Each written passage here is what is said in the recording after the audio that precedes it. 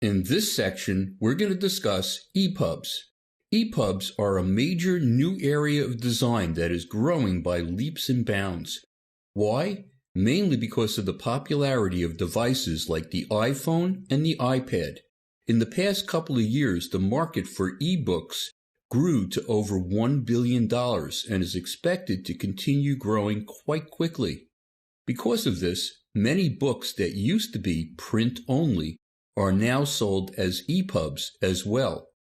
In the past, exporting an EPUB out of an existing InDesign layout required some knowledge of code. Most InDesign users are print designers who are not all that comfortable with writing or fixing code.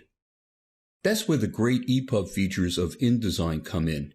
They give you the ability to easily take control of how your print layout will export as an EPUB with little or no expertise with code. This sample document contains several chapters of my new InDesign Tips book. Using InDesign CS6, I was able to export the book to an EPUB with no problem and no code. Let me show you. I'll go to File, Export, choose EPUB, and press Save. We'll get into the settings in an upcoming lesson.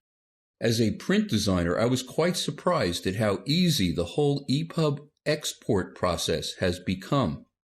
In this section, we will cover the breakthrough InDesign features which help you determine the order in which text and images will appear in exported ebooks, which EPUB type styles are matched to your existing paragraph styles, where a new section or chapter will start, and lots more. InDesign CS6 makes the entire process easier than ever before.